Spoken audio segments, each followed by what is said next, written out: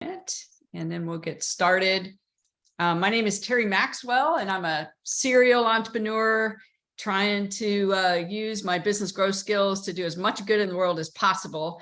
And Shiftco is one of several operating sponsors, and operating sponsors are the people doing the work and really trying to make something happen. We're operating sponsors of something called Purpose times Profit. And what we believe is when you put purpose first and you wrap it in really great scalability strategies to scale more profitably, you're getting something amazing. This is what we call a virtual showcase. And what we're doing right now is showcasing some of the amazing speakers that are going to be at the live event, which will be in Dallas. And really what we're hoping to do with Purpose times Profit is grow our business and grow our impact. That is our mission. And we just want to partner with great organizations that are doing that. And there's three real tenets behind PXP. One, we believe that when we grow our businesses, that's how we increase our impact. Second is when we increase our impact, we are embodying the values of conscious capitalism and stakeholder capitalism, which I'm deeply committed to. And then third is when we embody those values, we grow the movement. And I believe we can showcase a better way to do business. And that is why I believe I was put on this earth, is to introduce more people to this amazing way to do business. And that's what we're hoping to do with the PXP Summits. The 2023 first one will be in September in Dallas, September 7th, 8:30 to 5:30 at the Westin in Las Colinas. There will be one in New York, and then it'll be followed up by one in LA. We'd love to have you. The PXP events benefit an organization called NIFTY. It's a network for teaching entrepreneurship. And what we are backing is the Youth Entrepreneurship Challenge. And what these young students do is they learn about entrepreneurship and they build business concepts and they present them in basically a pitch contest. And we are going to be providing funding for that organization. We're also going to be providing scholarships to help them commercialize their ideas. Many of these ideas are absolutely revolutionary. Some of them map to the UN sustainability goals. Some of them are just simply about creating change in community. It's an amazing organization. We're really happy to support them, but all of the proceeds from PXP are going to be going to NIFTY. And I'm excited to introduce our first showcase speaker. Mary is founder of Gearmark. And there's two things that I took away in my interview with Mary, because I really wanted to get to know the speakers. And one of them is she has the most amazing laugh. Literally, I got off the phone with her and I just was filled with joy. And you'll hear that today because she can't contain it. And the second thing, what Mary gets right is conscious entrepreneurship is about growing your business, yes, but it's about growing your business in a very important way. And I could tell from my first conversation with Mary that she got that. And I was so excited that she was going to be speaking live in September, but also on our virtual showcase. So Mary, take it away. Thank you, Terri. Let me see. Share my screen. So welcome, everyone. It's wonderful that you're all here.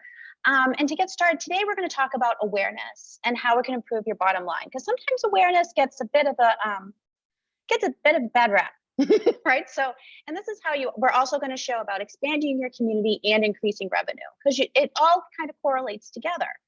So a while ago, I worked with an organization and they openly admitted that they had an awareness problem. So I thought I was going to try to help them. And one day I found this publication that had a program to build awareness where companies could kind of like host a weekly newsletter. And this newsletter featured all of the articles of the week, like a summary, like any newsletter does. And they had an editorial calendar.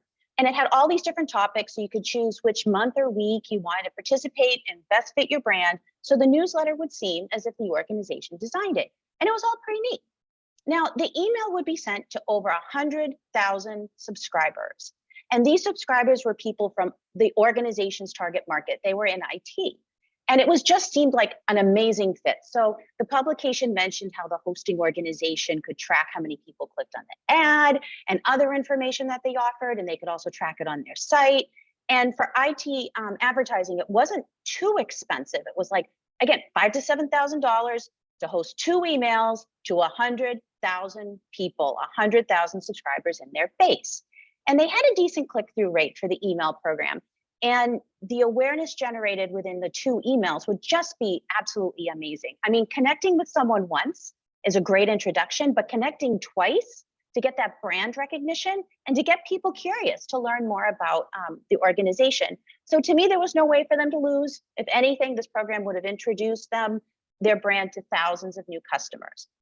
But here's the catch. Every time I raised this program, this email newsletter idea with the client as an opportunity to pursue, it was met with total silence. And the marketing team kept adding more lead gen activities to the portfolio that they were working with. And it just didn't make a lot of sense to me, because you need to build awareness to get those leads and meet those new customers. And I've seen this reluctance to participate in awareness and activities even in large Fortune 500 companies. And they have a kind of a good reason for that, because they are pretty well known already.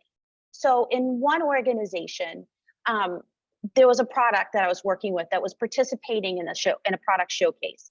And we got 800 names from that event. And sadly, almost 75% of those names were already in that company's database. So most professionals out there already knew them and already worked with them. But in other organizations, this isn't always true. And I think we also know that marketing automation, right? It's done a great job of streamlining brand and product relationships to encourage customers to purchase faster. And most executives support investing in that, but it's hard to automate this other side, this awareness, because it's just not linear. And we're going to see a bit about that today. And further, awareness has a terrible stigma as a marketing luxury, because so many believe that it's hard to track the performance of ads and social media posts to the bottom line. But today, we're going to see how that's not exactly true. So we're going to explore what awareness is and how it works. So before we get started, I don't know if anyone knows, like, how familiar are you guys with customer journeys? If you want to raise your hands, okay? Like flipping through. Okay, great. Well, we're going to talk a bit about that today to kind of get started. So a customer journey are the steps or decisions that a person would take to build a relationship with an organization. Or you could also say it's the decision a person makes to purchase an item and what happens or should happen, right, after that purchase, so a customer becomes a trusted and loyal participant in the organization's community. Now, this is mostly a customer buyer journey, and that's what we're going to be talking about today, because you might also hear about things like there are customer journeys that represent workflows or product use, right? Outlining adoption and retention steps or other early stage steps. So you see this in like healthcare. You have patient journeys, right? That take you from, you have a symptom through a diagnosis, through a treatment, through recovery. Or you might have print manufacturing and manufacturing, where you have pricing, the actual production, and then you have the shipping and the inventory management. Trip travel planning. And you might not think about it, but when you book a trip, you have done dozens of steps before you got there. You have figured out where you want to go, why you want to go there, what you want to do when you're on your trip, or how you want to plan it. And with universities, you have prospective students all the way through to alumni. And then with products, you'll have from login to completing all these different tasks and making sure that you're achieving your goals. So it's pretty extensive, right? There's a lot of work that can be done. But at the end of the day, it's all about decisions. So I think most of us here will know this, but most people don't make decisions using facts. We use facts to support our emotionally driven decisions, right? Our emotions are driving us. And there's 2 factors that I'll tend to use when working with journeys and developing them for organizations. And my favorite story is from Antonio Damasio, because he showed how emotions and feelings are a key element of decision-making through his studies with his patient, Elliot. And Elliot has a terribly tragic story.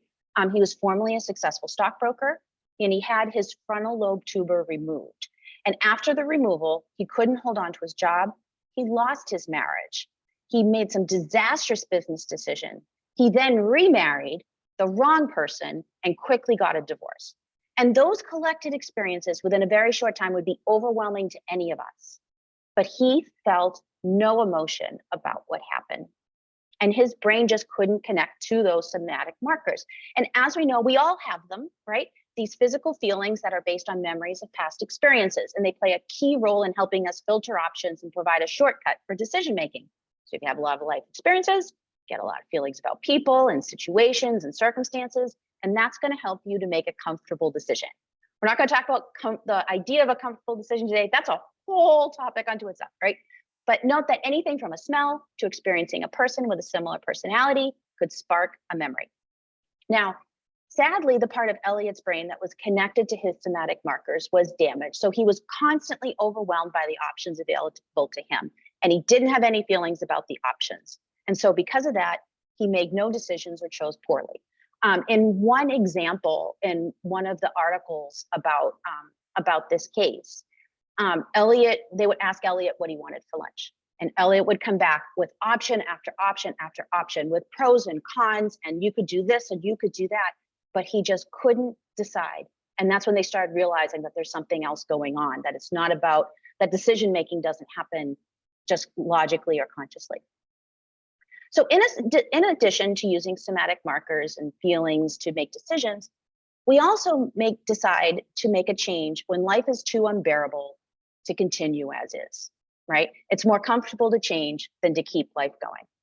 And so purchasing a product or service or any type of solution is a change in your life. We sometimes don't realize it, but it really is. And as a motivator for many customers to make a purchase or to improve their life in some way, this is what's going on. So even that shoe purchase can be perceived as a way for someone to improve their lives. So let's say you have an outfit, but you feel really uncomfortable with the shoe collection that you might have. That will drive you to go buy a pair of new shoes. Or let's say it's winter and you don't have shoes that you feel are appropriate for winter, right? The emotions that you might be feeling about not feeling comfortable with what you have, right? Or the cold of the outside will prompt you to get the shoes, right? You need to change. Change is then comfortable.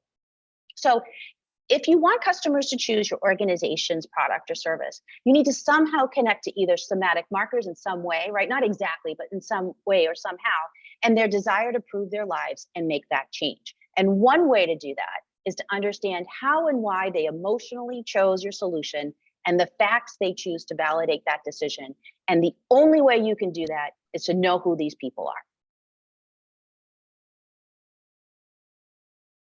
So let's talk a bit about the customer journey. This is the linear version of the journey. There are other versions we're going to talk about too, but this journey is pretty consistent for almost any product. It is the buyer journey, awareness, research, evaluate, purchase, adopt, retain. Those sometimes separate steps. I include them together, or advocate, right? And the challenge with this representation is that it reflects a belief that purchasing happens once, and it's a straight line. And that is not exactly true. And there's a lot of research, actually, there was a new research report by Edelman that disproved the linear journey and actually threw away funnels and said we have to do something completely different. We're going to talk about that in a sec, but let's just talk about the different steps, because this is kind of helps with set some baseline. So awareness, right? It's emotional. You identify the problem that you have. It's a disruption, right? Someone is coasting through life. They're having a great time. And then they realize they have a problem that they need to solve today. And it's very emotional. That you have to grab someone's attention and again, show them that they need that change. And in awareness, if someone doesn't identify that they have a problem and they need to make that change, right? Making that change can be hard, if not impossible. And as an example, there was a company I consulted with, and they had an innovative product management tool, which was awesome. And it was a new product, and they didn't have much marketing information about it out in the world. And there's no web page, no demo, no trial product. Sales just called people and sold it directly. And the sales team would call customers and explain the value that the product offered and how it could help them, right? Like most calls go. And the customers thought, hey, this sounds great, right? This is super helpful. And it had a reasonable monthly fee. And so people would license it, right? They figured, hey, how much harm could this do? So most customers, however, canceled their subscription after a year. They never implemented the product. They didn't understand also why they bought it in the first place. They didn't even remember why. And what we started to realize is that customers were buying because the product sounded good, but the product didn't help them solve a problem that they realized that they had. They had no idea they had this problem, so they just bought a solution, right? And this is why awareness is so important to start a customer journey. Until a customer accepts that idea that they need to change their life and your organization's products can help, the customer can purchase, but they're just not going to keep that product. All right, and then we get to research, right? This is another favorite step, because this is where someone starts to realize what exactly is going on. What's my problem? What's the possible solution? So they're getting a better understanding of what's going on, right? This is where you have the facts validate the emotions. And this is where also the customer starts to trust the company because they realize their expertise, right? And this is where you can really shine. Then you evaluate, and this is where it gets really personal. It's all about the consumer, right? And they determine, is this solution right for me, right? And is that going to help them solve their exact problem? And this is where you start to see competitive reports, competitive research, demos, and trials. Purchase, that's self-explanatory. You're getting the solution. And this is where there is, though, some like last minute details of like warranties and guarantees, right? The instructions, right? What exactly is this going to mean? Make sure you have everything sorted out. And then adoption and retention. This is usually, honestly, with the work that I've done in the past with different customers, usually evaluate and purchase, most people do the work, and then adopt and retain is when all the work drops off, right? People tend not to focus on this area, but it's the most important part. You get your customer to use your product, right? We often think that they're just going to use it on their own and they're just going to walk away and be successful, but that's not true, right? So they need instructions, they need training, they need guides, they need someone to help them incorporate this product into their lives. And when the customer's using your product or service, you'll want them to continue doing that. That's retention, right? That's them keeping on with progress.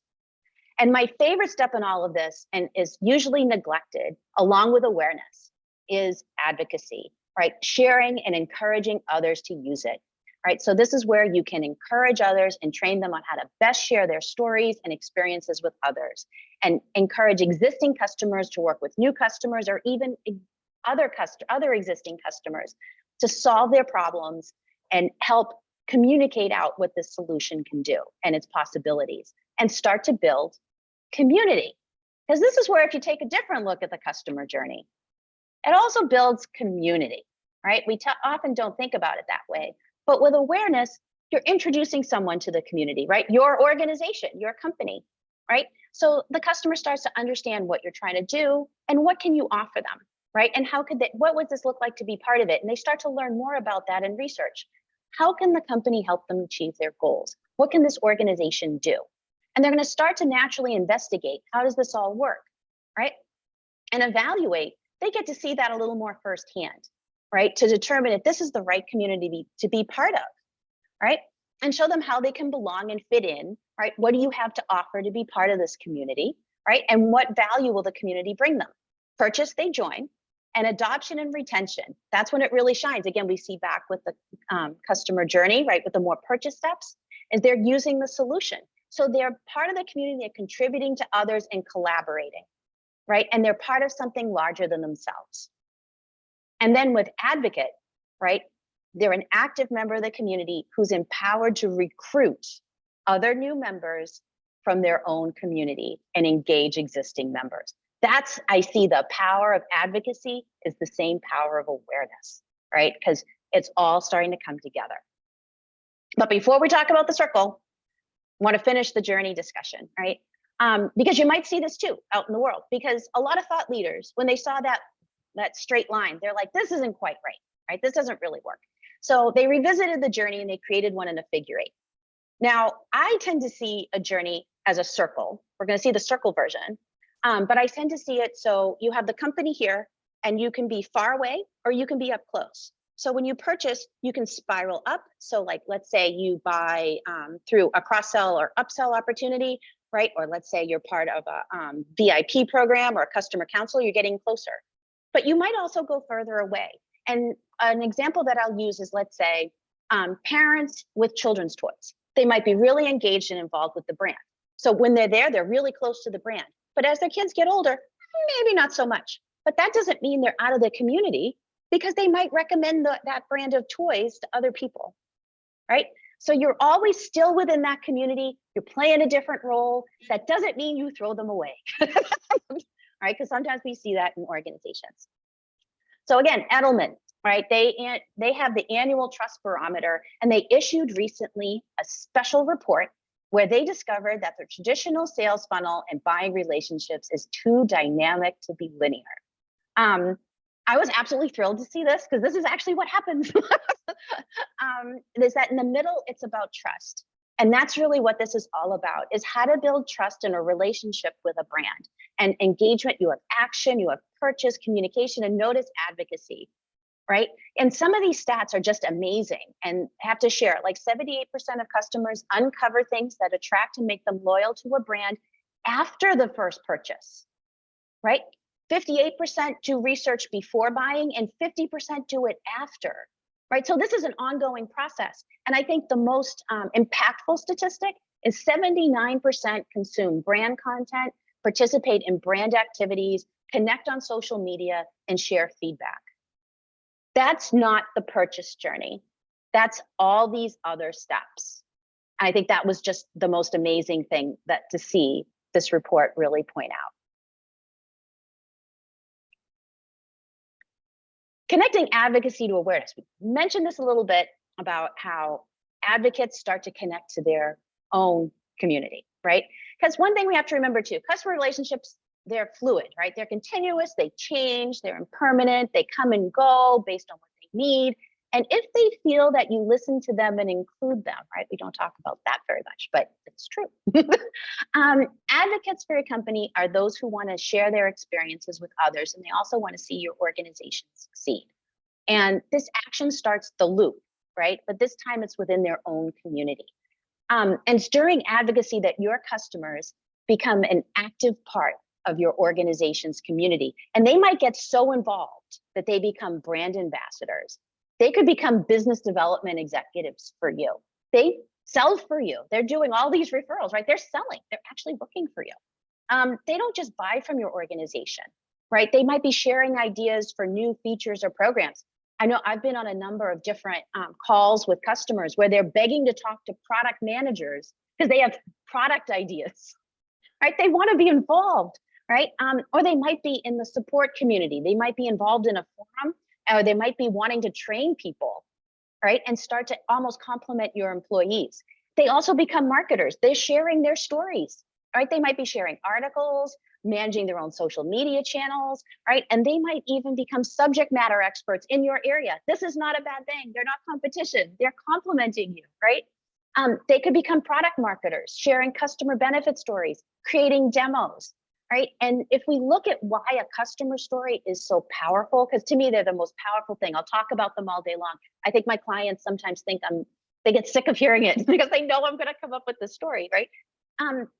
Your customers are connecting with new customers through the shared challenges, right? So new customers realize that they need the solution, and your existing customers are showing them how they can have a new life, right? After buying this product or service.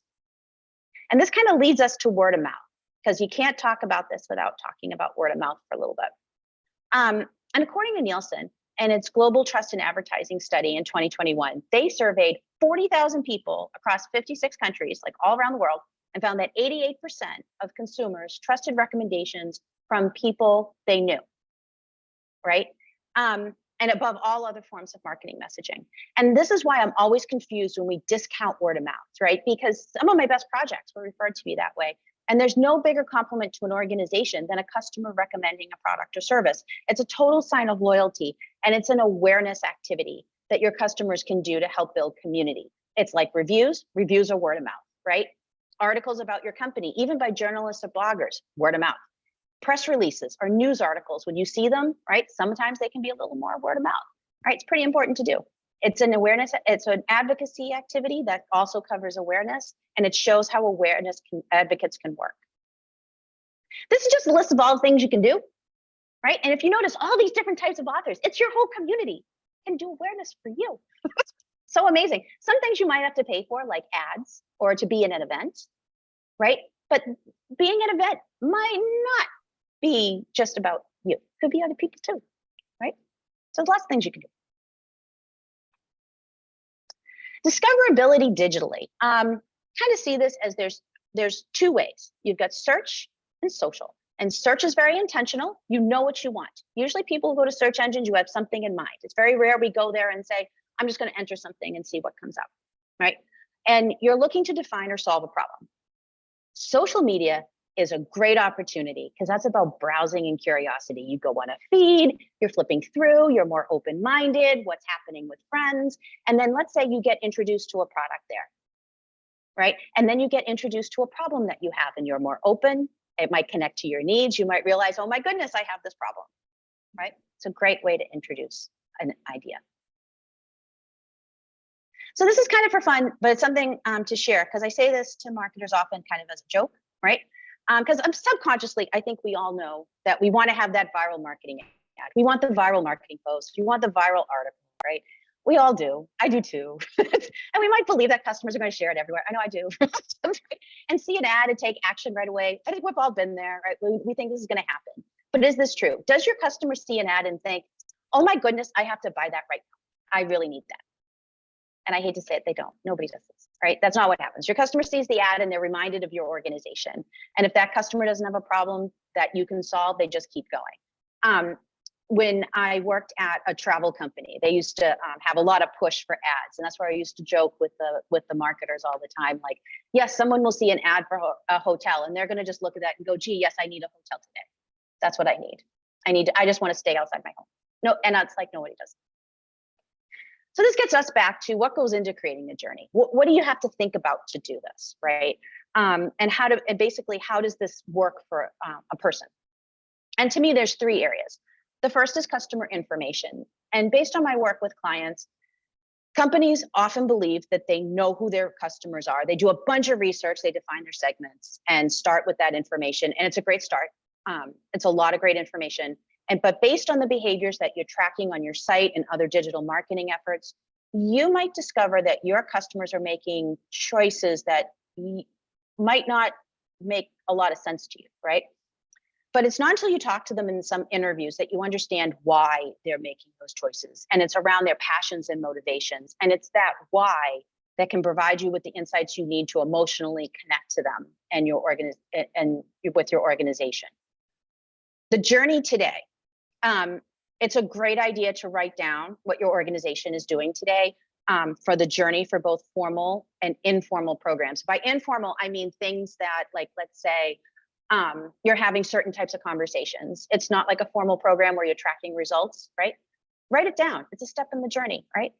You gain a lot of insights when you write it all down and you see it all mapped out. Because every time I do this for an organization, it becomes clear what's missing, what's lacking, what's needed. It's clear what works and what's successful.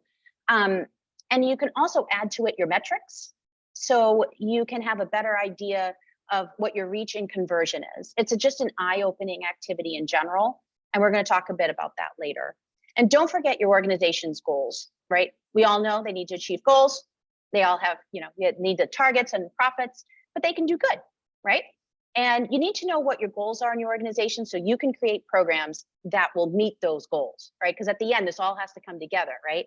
And we're not going to talk about KPIs today, right? But you're going to need them. And then you're going to identify when all of this comes together, you can see, again, what works and your gaps and what do you need to solve, right? What problems that are happening that you can fix.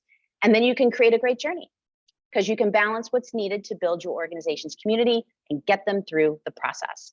And if they aren't making their numbers today, you can change that, right? You can keep and enhance successful programs and add programs where you need to.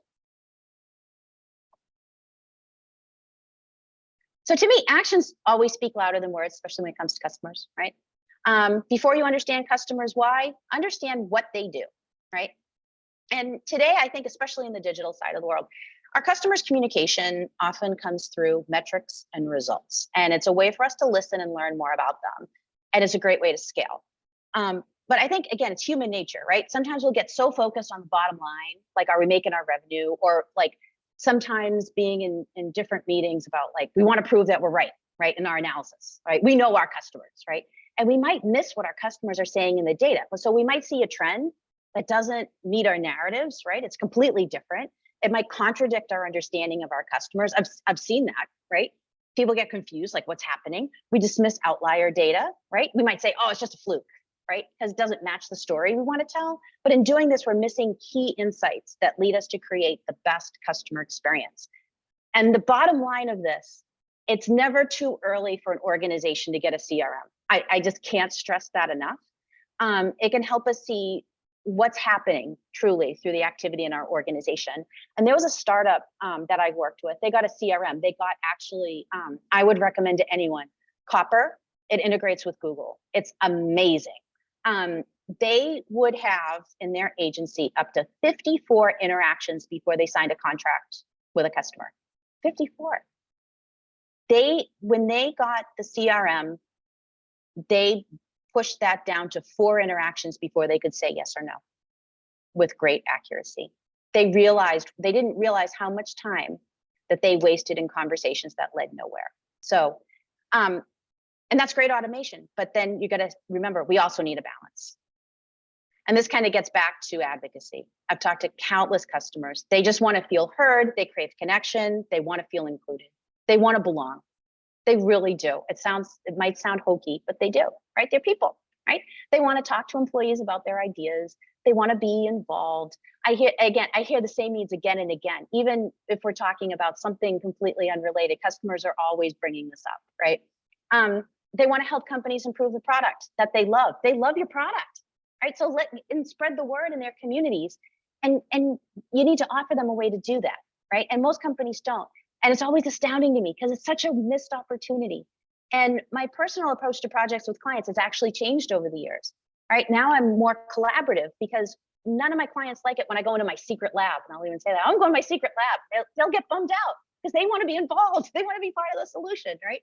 So this is everyone. Everyone just wants to be involved and included. So help them, give them a way to do that, right? Provide opportunities for engaging and advocacy and building awareness, and empower them to participate in your business and create better solutions.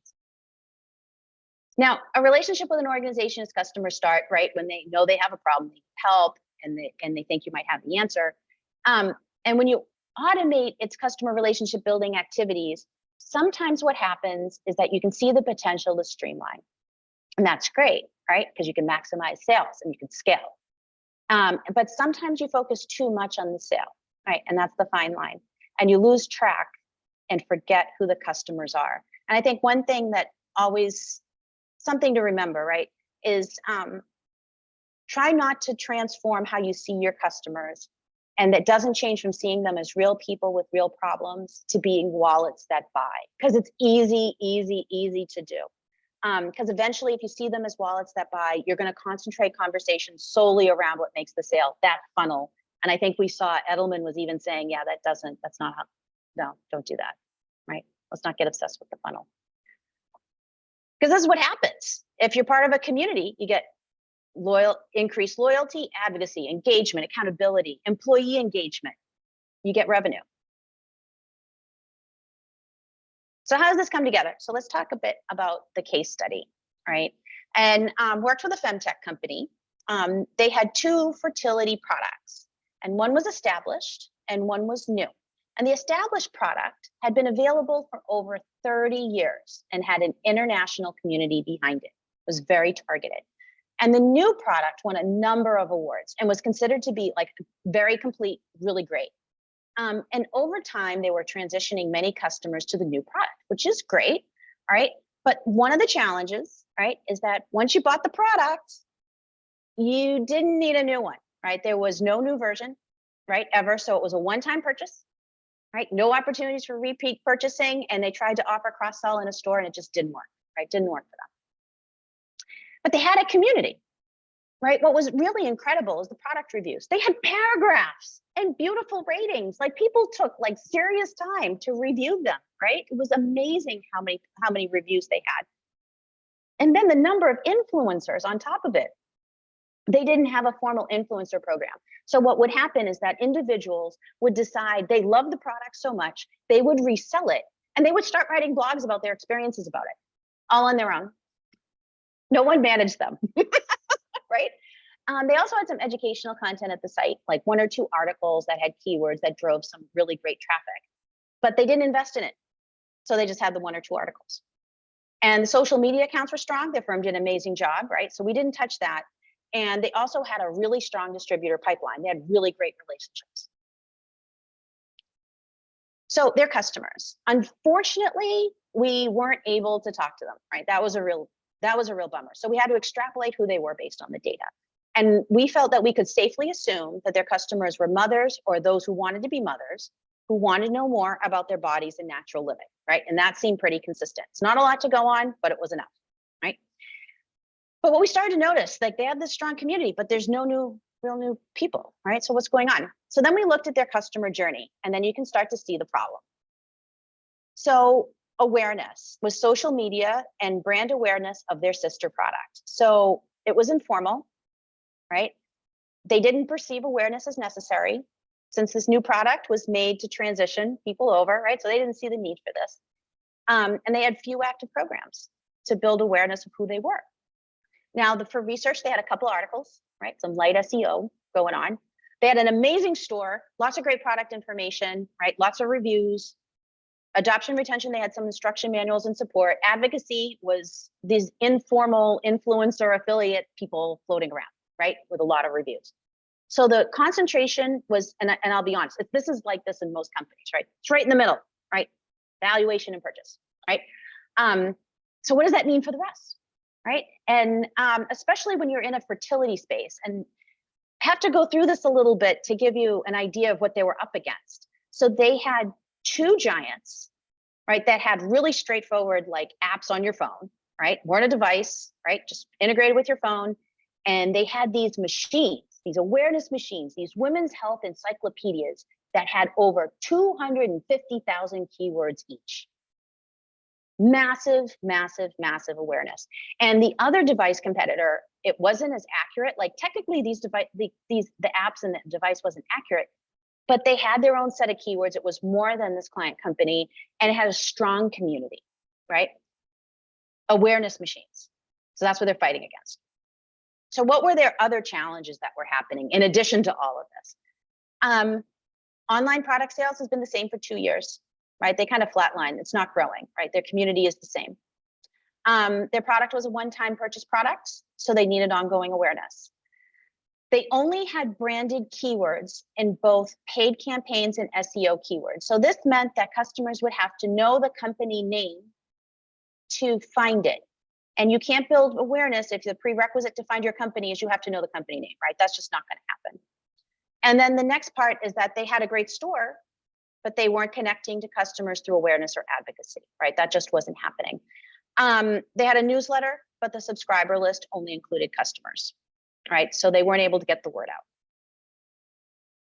So this basically they created for themselves a brand echo chamber.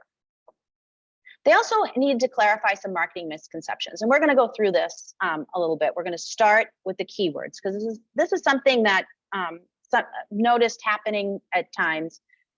But search engine marketing keywords doesn't indicate market size. If 60,000 people, if there's 60,000 searches per month on a keyword, that means that 60,000 people searched on the term, right? Doesn't mean that that's a market. It means that happened. And that might drive maybe 5,000 users of traffic to that first result. It doesn't drive a lot. You always want to get a large potential volume of search keywords and hope that you're going to get 1 to 10%, right? Because most visit because they saw your site before, recognize your brand name, right? So this, you start to see the challenge, right? Like you, in this case, this company had, I think in search volume with all their keywords, like 400,000, the size of a large town, small city. But when you have a competitor that has 250,000 keywords, how does that compare, right? It just kind of blows it away, right? It's kind of hard to find. And then when you add the branded nature of the keywords. So during this project, we learned a ton about the Google ecosystem, especially how YouTube, ads, Google Analytics, and more all work together.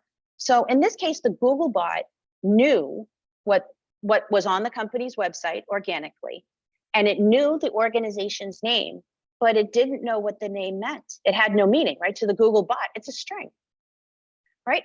So if someone entered a keyword for like fertility, this brand name never showed up. right? Google didn't have a connection for it, right? So the good news for this brand is we were able to fix that with the paid search, right? With search engine marketing. Because the big brand names didn't use search engine marketing because they had their encyclopedia with 250,000 keywords, right? They didn't care, right? So we were able to do that to build the recognition. But because they didn't broaden their early stage keywords, Google just didn't know who they were. And they also ran a video campaign. This is where we saw that the video impacted it too. And in the video campaign, they didn't manage the keywords that were being used to search them, and they didn't use any exclusions or anything like that. So the brand name got associated with ideas and concepts that it just shouldn't have, that made no sense. And so Google was really confused as to what their company did. It just didn't know, right? So we took this as, we decided we needed to take an opportunity to redo that. If we build it, they will come. No, that doesn't work that way. So they might have had a great product, right? But they didn't have a lot of information to help someone. They understood what the product was, but not the context, right? What are they doing? Why are they doing it? And how to build a relationship with them, right? Inviting the customer in with some type of email sign up, right? To build trust and take them along on the journey, right? They had no way to communicate to prospects. Their email list was all customers, right? And they didn't have a lot of awareness or research content, right? So you can start to see this is getting really problematic. Nurturing customer relationships across the entire journey, right? People aren't going to buy your product today, they'll buy it someday. So educate them along the way, right? With social and email and all sorts of other communication programs. And advocates want your business to succeed. Allow them to do that. Again, they weren't doing that. It was all just influencers, were just individuals who were reselling the product, right? So this reminds you here. One of the things that came up too was the product price. And a product could be, this is actually a reasonable price for this product. But they didn't really take into consideration that products over $100 kind of need some planning by most customers, right? So they have to budget. And in this case, the product cost about $3. So it was not an impulse purchase. The company would also have sales multiple times each year. It was kind of legendary. So most people actually would wait for the sale to buy the product. And they'd run ads with discount codes with past sales and promotions on the product, which is probably, you know, we did not advise them to keep up doing that practice, because then you're constantly discounting your product, right? So now this starts to bring to mind, maybe your price is a little too high. We did encourage them though, if you're gonna run an ad with a discount code, at least get an email address, right? So you can at least do some promotion and get them engaged and pull them in. And regarding pricing challenges, also some distributors didn't list the product at list price. So there was a range of price on Google Shopping. And I'm not a pricing expert, but it did start to see that the price might have been a little too high, which is why sales were so great, right? They did a great job, but maybe this was not ideal. So for them, we needed to turn this around, build awareness quickly. And normally would not advise someone to use paid search to build awareness. It's usually not done in this case because of the situation with the competitors. It was a great idea. So we started using search keywords that were related to fertility. We identified early keyword sets. We tested a new homepage, which was really exciting. And in the meantime, we created some content. And long-term, we told them you need to build an advocacy program, right? So you can also build awareness with their community. And the end result of all of this, they got new customers. They got a 12% lift in online sales within 4 months, which is pretty, yeah, not what you would expect.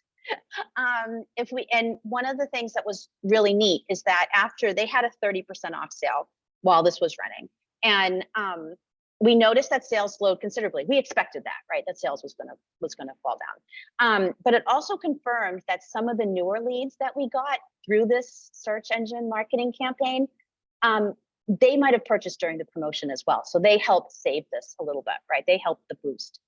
And this program continued because we also got this, all the keywords got absorbed into the main AI campaign. So has been ongoing and it's been helping them ever since. So what to consider from today, right? Get a CRM. If you don't have one today, get one today, right? Get to know what your customers want, what they're doing, even understand what you talk to them about, right? If you want to scale, you have to know what conversations work with them, right? How do you scale this? Create opportunities for advocacy, right? No matter how small or big you are, right? You can always include your customers, right? Help your customers participate in your organization if they want to. Offer ways for them to share their stories and spread the word to their communities, right? And help them to visualize, right? How you can offer change. Journeys are about decision making, right? And that kind of leads to how people make decisions, right? Emotions, right? Facts help emotions. So try to emotionally connect to them and help them decide if that's right for them, because that's something to keep in mind too, right? And the bottom line, awareness does impact the bottom line. This was an example, and this is why I like the example of the femtech company, because it really shows it does make a difference, right? You don't always get that luxury, right, to show that it's a difference, but you need it, right? This is something you need, and it matters, and it can make an impact, and it might be hard to track directly, but it does make a difference. So thank you. Mary, one of the questions that came in was, how do you leverage existing customers to really tell your story? That gets to asking them if they want to give a review or share their story of how what you're offering changed their life. And sometimes you might need to give them a little more guidance on how to do that, and give them a bit of an outline or some questions. But usually they're pretty open to help out. And you can also offer, like, ask for feedback. That's a way to include them too. We don't usually think of that. Like I know we get exhausted by surveys. Like, let's be honest, we all get too many surveys, but they work, right? And you might be able to just ask them for feedback directly. Awesome. That's super helpful. We'll take a couple more questions in a minute, but just to keep everybody on time, I'm going to wrap up, and then Mary will stay with us for a couple of minutes and answer any questions that you have. Mary, that was awesome. Really so looking forward to hearing you live and spending more time with you. For those of you that can make the event in Dallas, I'm going to drop in this discount code for you, and or the website with the discount code right there. If you'd like to join us, there's going to be a lot of other speakers that will be there as well, in addition to Mary doing a full session going into more detail.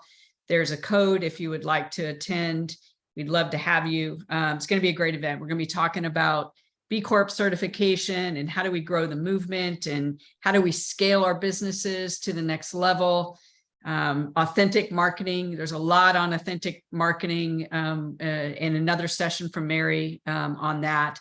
So we hope that you can join us. Just as a reminder, what we're really wanting to do with PXP is to grow our businesses so we can increase our impact. And secondly, when we increase our impact, we're embodying the values of conscious capitalism and stakeholder capitalism. And when we do that, we will grow the movement and show the world that this is just a better business model. So I hope that you can join us. Remember, it's a fundraiser for an amazing organization, the Network for Teaching Entrepreneurship. We're going to be providing scholarships to young adults who have created game-changing ideas. It's super, super, super exciting. It's a great organization. You also can volunteer through PXP. You can judge their competitions. You can mentor these young entrepreneurs. It's just amazing. So I hope that you'll join us. Lastly, before I end the recording and turn it back over to Mary to take any additional questions, we're going to have virtual showcases almost 1 or 2 a week. So if you attended this one, we'll email you. There's another one coming up, I think, on the 9th that's getting ready to get published. There's a couple a week after that. It's just a great lineup, and you'll get to meet a lot of the speakers as we go. So thanks, everybody. I'm going to end the recording, and then we'll take a few questions. So let me just do that real quick.